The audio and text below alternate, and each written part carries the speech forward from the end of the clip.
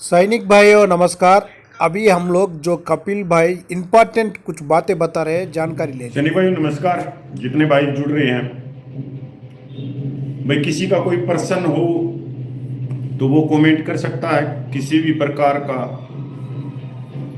आंदोलन से संबंधित हो, 1 जनवरी से संबंधित हो या पे पेंशन, किसी भी तरीके से। सैनिक भाइयों, एक लेख मिला है मेरे को व्हाट्सएप के ऊपर, और ये लेख बहुत सारी कड़ियां खोलता है, बहुत सारी कड़ियां खोलता है जवानों की जायज मांगों के लिए कि आने वाले समय में कभी भी जवानों के जो जायज मुद्दे हैं उनके ऊपर माननीय रक्षा मंत्री या माननीय रक्षा मंत्रालय के जो अधिकारी हैं उनसे मीटिंग हो सकती है। अब ये मीटिंग करेगा कौन और मुद्दे क्या रखे जाएंगे? सैनिक भाइयों, 11 महीने से आंदोलन चल रहा है। इस आंदोलन को तोड़ने के लिए बहुत सारी चीजें हुई हैं। इस आंदोलन को तोड़ने के लिए रैलियां भी की गई हैं, जवानों को भटकाने की भी कोशिश की गई है, गुमराह करने की भी कोशिश की गई। पर ये जो लेख है ये बहुत सारी कड़ियां खोलता है। अगर जिन सैनिकों ने ये पढ़ा हो, ये एक संस्था के अध्यक्ष ने लिखा है, आवाज नाम की संस्था के अध्यक्ष, जो तकरीबन उसने जो जवानों की जायज मांगे हैं वो सारी कोर्ट कचहरी में फंसा रखी है। इसके अंदर जब हम जाते हैं थोड़ा सा नीचे कि 100% एकता तो संभव नहीं है, 100% एकता तो संभव नहीं है सभी यूनियनों को एक मंच पर लाने की, और हम कोशिश कर रहे हैं कि एक विचारधारा वाली जो यूनियन है वो एक मंच पे आए। ये मैं नहीं लिख रहा, ये लेख लिख रहा है एक अध्यक्ष है। एक विचारधारा, सबसे पहले तो मैं इसका जवाब देना चाहता हूं। एक विचारधारा क्या?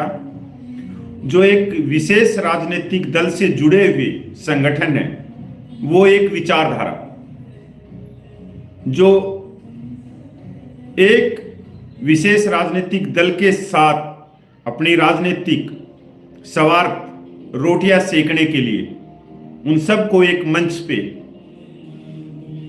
इनके लेख से बिल्कुल साफ हो जाता है। अगर कोई बुद्धिजीवी इसको पढ़ेगा तो मेरे हिसाब से बहुत बड़ी बात लिखी इन्होंने, और इसी चीज पे मैं इनका हमेशा से धन्यवाद करता हूं कि ये जो कुछ कहते हैं साफ सुथरे शब्दों में कहते हैं, पर लोग उस चीज की गहराई में नहीं जाते। इसके बाद में आगे और भी सुनने की बात है। ये कहते हैं कि फ्रंट का यह विचार है कि पहले जो मुद्दे वार्ता के द्वारा हल हो सकते हैं उन्हें हल करना चाहिए। अगर सरकार समझती है कि कुछ मुद्दे के लिए कमेटी बनाई जाना आवश्यक है तो ऐसे मुद्दों पर कमेटी का गठन होना चाहिए।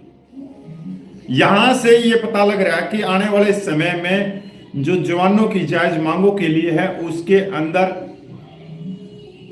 एक पहले से ही फिल्म बनके तैयार हो चुकी है, और सरकार से वार्ता करेगी ये कुछ बंदे। और इसके अंदर क्या है कि ये कह रहे हैं कि कुछ मुद्दे जो हल हो सकते हैं वो बातचीत के द्वारा हो सकते हैं। पहली बात तो मैं इसके अध्यक्ष से पूछना चाहता हूं कि किससे बातचीत की जाएगी?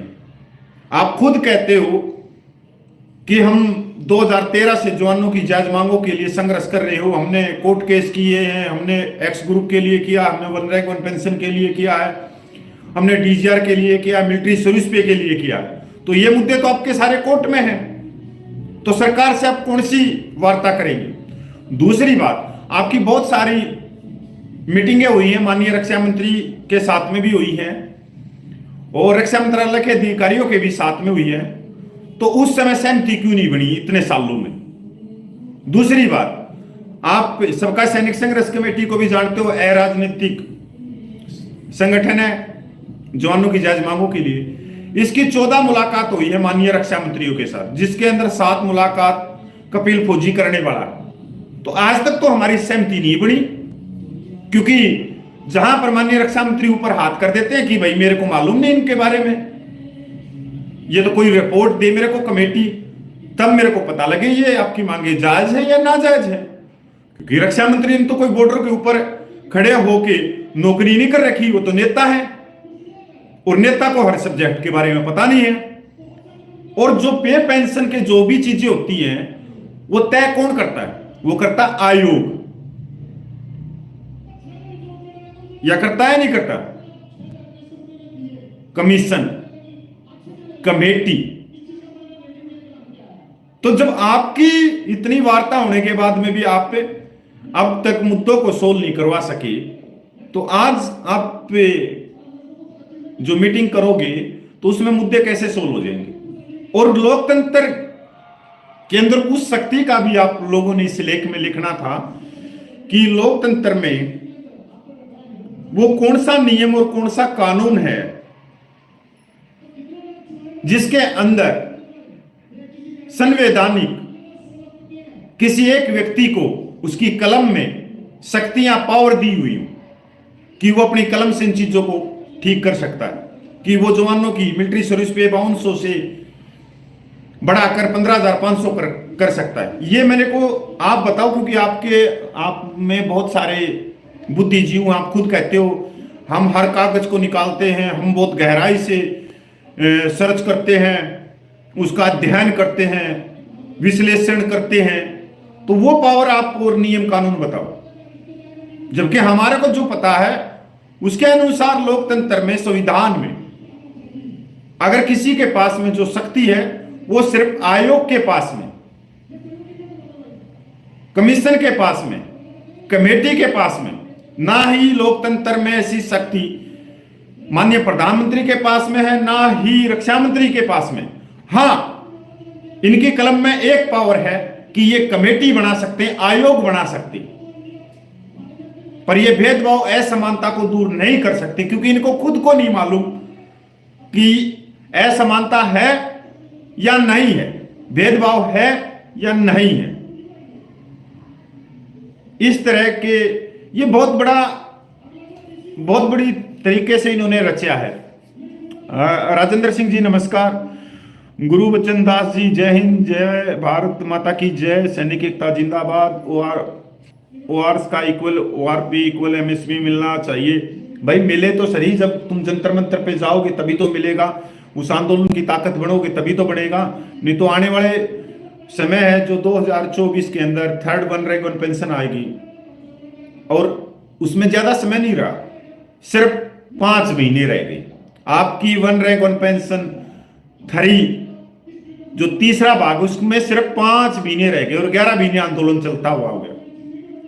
अगर आप लोगों की आज भी आंखें नहीं खुल रही तो भाई उसमें सबका सैनिक संघर्ष कमेटी और जो जंतर मंतर पे जनक राज, गोपाल कृष्णा, नलिन तलवार, ये क्या आपकी आंखें खोलेंगे? क्योंकि आंखें तो आप लोगों को खुद को खोलना चाहिए। भाई किसी और भाई का भी पर्सन है तो वो भी बेच सकता है। जवाहरमल जी सलाम वालेकुम सर, आपको यूवर यूजर सैनिक एकता भाई बिल्कुल जिंदाबाद।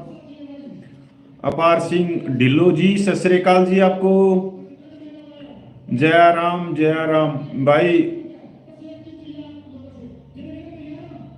ये मजाक नहीं करना जी, कुछ नहीं होगा। हमारे जय राम जी लिख रहे हैं, मजाक मत करो। मजाक तो आप लोगों ने बना दिया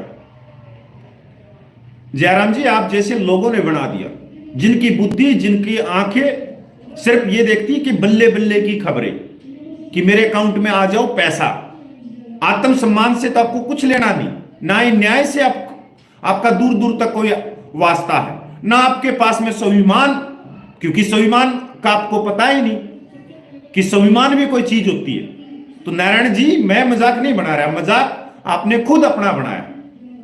जिस दिन आपको पता लगेगा कि आत्म सम्मान, धन दौलत इन सब चीजों से ऊपर है, तो उस दिन आपको पता लगेगा इन चीजों का। सरदार शहीद भगत सिंह का नाम सुना है? वो भी खुशहाल रह सकता था, वो भी अपनी रोटी खा के अपने टीवी देख सकता था, या फिर अंग्रेजों की गुलामी कर सकता था। नहीं, उसने सबसे पहले अपने आत्मसम्मान को पहचाना, स्वाभिमान को पहचाना, और जो गुलामी थी उसको पहचाना, और उसके साथ में पहचाना जो पूरे भारत देश को अंग्रेजों ने गुलाम कर रखा। तब वो बंदा आगे आया और अपनी शहीदी दी। अपने लिए नहीं दी उसने दी पूरे देश को आजाद करवाने के लिए, न्याय के लिए, स्वाभिमान के लिए, आत्मसम्मान के लिए, जो भेदभाव हो रहा है उससे निजात पाने के लिए। तो नारायण जी मैं थोड़ी है, आप लोगों को भ्रम हो गया 6-7 साल से आप देख रहे हो बल्ले बल्ले बल्ले बल्ले। ये एक षड्यंत्र था, ये बल्ले की खबरें दिखा के आपको कभी कोई टेबल दिखा दी, कभी कोई टेबल दिखा दी, और आपके अकाउंट में 1 रुपया नहीं आया। कभी आपको डीए के चक्कर में अड़जा देते हैं। डीए तो हर 6 महीने में आता है, बताओ उसमें कौन सी बड़ी बात है। अगर हम जाके देखें तो वो जो खबरें चलती हैं वो मिलियनों में जाती है।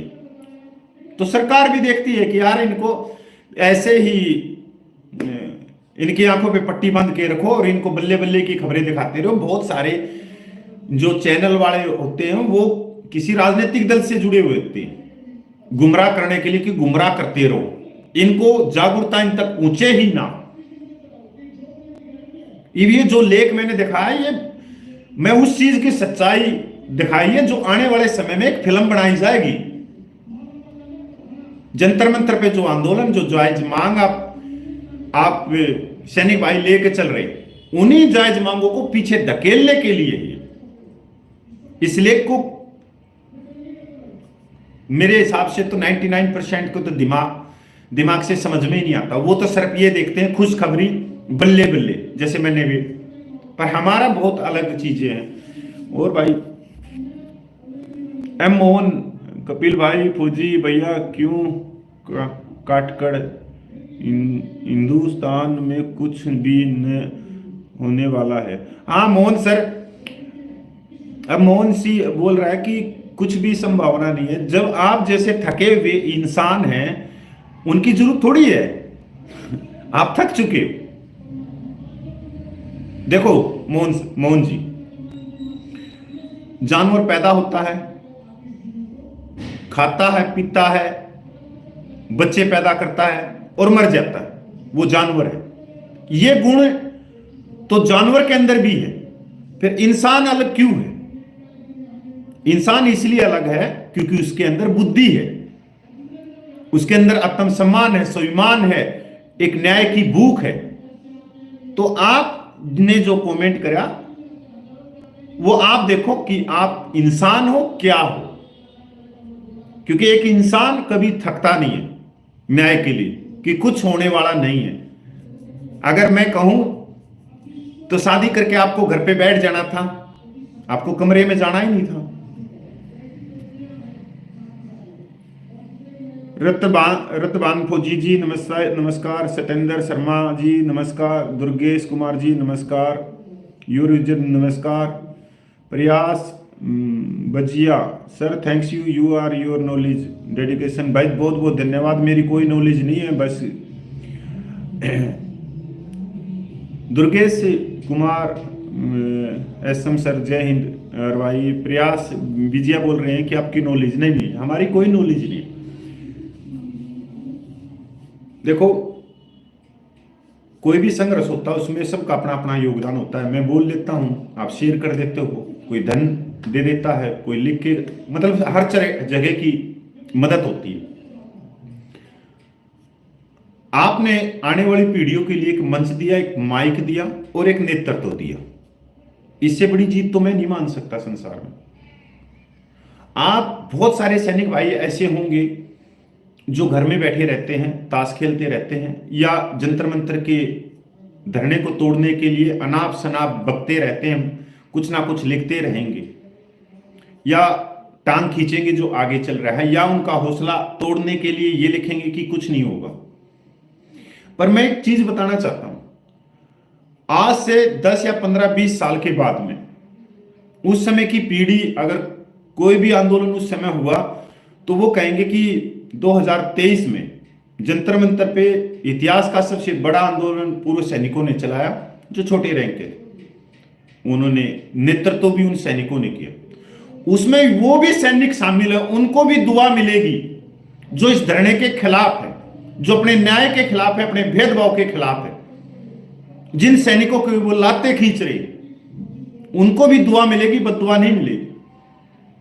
तो कम से कम जब आप घर पे हो, आप आराम से बैठ रहे हो, आप इस आंदोलन के अंदर किसी भी तरह का सहयोग नहीं कर रहे, तो उन भाइयों के भी पैर खींचने का कोई अधिकार नहीं है आपको। ये भाई धर्म तो यही बोलता है, भगवान भी यही बोलता है, या तो आप सहयोग करो, सहयोग करके उसके ऊपर प्रश्न डालो, प्रश्न पूछो। अगर आप उसका सहयोग ही नहीं कर रहे हो तो लात क्यों खींच रहे हो? चाहे वो कुछ भी करो, चाहे वो वहां पे बैठ के, चाहे वो आपके चंदा क्यों खा रहे हो, चाहे वहां करोड़ों अरबों रुपये इकट्ठे कर रहे हो, आप मत दो उनको यार। और ऐसा कौन व्यक्ति है जो पूरी संपत्ति अपनी नाम करवा के आ गया हो? जो पैसा आया था वो एक भाई साहब लेके चला भी गया, और उस भाई साहब ने खुद मेरठ में कहा कि जो फेडरेशन थी उसके अंदर 26 मेंबर थे, 16 सबका सैनिक संघर्ष कमेटी के साथ थे। मतलब बहुमत किसके पास में होया? सबका सैनिक संघर्ष कमेटी जंतर मंतर के पास में होया 16 व्यक्तियों का, और जो 10 बचे वो उन 13 लाख रुपयों को ले गए, जबकि उनके पास में बहुमत नहीं था। जबकि अगर कोई इंसान होता और जिसके अंदर गरिमा होती, नैतिकता होती, तो वो उसी समय चुपचाप होके अपने घर पे बैठ जाता। पर उन्होंने, जो हाई कोर्ट के वकील थे, उनकी इसके अंदर थे ना फेडरेशन में, उन्होंने घर पे बैठ के और इन सारी का एक षड्यंत्र रचा, एक फैक्ट चुनाव करवाया, जबकि बहुमत उनके पास में नहीं है। जो फेडरेशन असली है वो जंतर मंतर पे बैठी है। तो सैनिक भाइयों, किसी के पैर खींचने से पहले आप खुद देखो आपने क्या किया। संतोष कटकड़ जी नमस्कार जी, संदीप पाटीदार जी नमस्कार,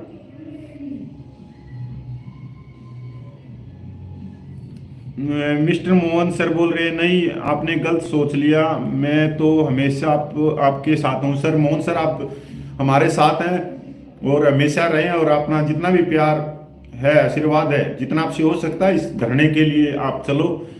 मोहन सर, मेरा भी आपका कोई दिल दुखाने का करते नहीं था। मैं तो वो चीज हूँ कि जो भाई इसके अंदर सहयोग भी नहीं कर रहे, और जिनको दुआएं मिलेंगी आने वाले सालों में, 20 साल में, कि 2023 में हमारे ऐसे बुजुर्ग थे, ऐसे सहनशील बुजुर्ग थे, ऐसे देशभक्त हमारे बुजुर्ग थे, पूर्व सैनिक थे, जिन्होंने न्याय की आवाज उठाई और 11 महीने आंदोलन चला। उस समय कोई मेरे चेहरे को नहीं जानेगा, ना ही नलिन तलवार के चेहरे को कोई उस समय कहेगा कि एक नलिन तलवार होता था, या गोपाल कृष्णा होता था, जनकराज होता था, विजय भाई होता था, रमेश होता था। नहीं नहीं नहीं, ये कहेंगे कि भाई उस समय 28 लाख पूर्व सैनिकों ने अपने न्याय की आवाज उठाई थी जंतर मंतर। उसमें हर एक व्यक्ति शामिल है, चाहे वो इस धरने को तोड़ने वाला हो, चाहे इसका समर्थन वाला हो, तो वो हर व्यक्ति को दुआई मिलेगी। रामवरण यादव जी नमस्कार। सर भगवान तो परवाड़ा, सर मैं तो कुछ नहीं हूं, मैं तो प्रतिभा फौजी सैनिक एकता जिंदाबाद जी नमस्कार। सियाराम जोगी लगे रहो sir, will success. Dilip Shukla Modi ji समय रहते न्याय कीजिए, नहीं तो भूतपूर्व सैनिक संभालना मुश्किल हो जाएगा। शुक्ला जी आपका बहुत बहुत धन्यवाद। जय हिंद सर कर्नाटका, जय सीधा रमन अप्पा भाई कर्नाटका से हमारे, इनको राम राम। दयावान सिंह जी नमस्कार, धन्यवाद भाई। सैनिक भाई, जो खबर है ये बहुत आप लोगों को देखना है। यूजर कपिल भाई, आप न्यू मेहनत की है और आपकी कदर करते हैं। भाई मैंने कोई मेहनत नहीं की है, मेरे से तो बहुत बुजुर्ग है इसमें मेहनत करने वाले। कपिल तो ये है कि वो जैसे आप घर में बैठे हो वैसे ही मैं बैठा हूँ। मैं तो कोई कोट टाइप पहन के नहीं आता कि मेरे को कोई न्यूज बनाने से मतलब है, सनखेज बनाने में नहीं यार, नॉर्मल से है।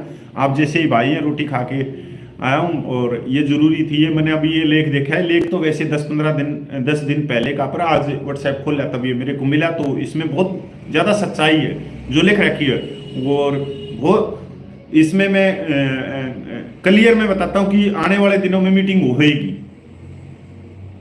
किसी दूसरे जत्थेबंदी की। जंतर मंतर को अभी सरकार नहीं बुलाएगी, पता नहीं क्यों है क्यों नहीं, उसको चश्मे चढ़े हुए हैं। और जवानों की मांग भी जायज है, 3 रिटायर्ड जजों की कमेटी। दूसरी बात भाई, 1 जनवरी को सबको मालूम है बड़ा प्रोग्राम है संविधान के दायरे में, और उसके जो लेटर हैं वो माननीय राष्ट्रपति, माननीय प्रधानमंत्री, माननीय रक्षा मंत्री के पास में पहुंच गए हैं कि 1 तारीख को देश भर में 11 जगह पर रेल रोकी जाएगी, और 1 जनवरी को और 1 जनवरी को ही एक काला दिवस के रूप में, मनुष्य दिन के रूप में मनाएंगे पूर्व सैनिक, अपने न्याय के लिए, अपनी समानता के लिए। कि अगर न्याय और समानता नहीं मिल रही तो नया साल हम कैसे बना सकते? नया साल तो तब हो जब हमारे को कोई न्याय मिला हो, तभी होगा। और आज अगर हमारा को न्याय मिल जाता तो आज भी हमारे लिए नया साल होगा। तो ये नया साल के लिए हमारे को 75 साल हो गए, तो देखते हैं अब ये नया साल हमारे को मिलेगा कब। तो जय हिंद, वंदे मातरम, जय भारत। सैनिक भाइयों, जो अपना कपिल भाई बताया हुआ पूरा आप लोग सुन लिया होगा। जनवरी नहीं मनाएंगे, जो अपना जो मांगे है अभी तक क्लियर नहीं हुआ। हम कौन सा जनवरी मनाएंगे? नया साल का मुबारक क्या है हमारे लिए बोल रहे, वो तो सही है। जो सैनिकों के लिए जो उनका मान मर्यादा, जो इज्जत उनको जो मिलना था वो नहीं मिलने से वो सैनिक कहाँ से न्यू ईयर मनाएगा? आप लोग की सोचो एक बार। जो कपिल भाई बताया हुआ सही है, हम न्यू ईयर कहाँ से मनाएंगे? ओके फ्रेंड्स, नेक्स्ट वीडियो मिलेंगे। जय हिंद, जय भारत, भारत माता की जय। सैनिक एकता जिंदाबाद जिंदाबाद, सैनिक एकता जिंदाबाद जिंदाबाद।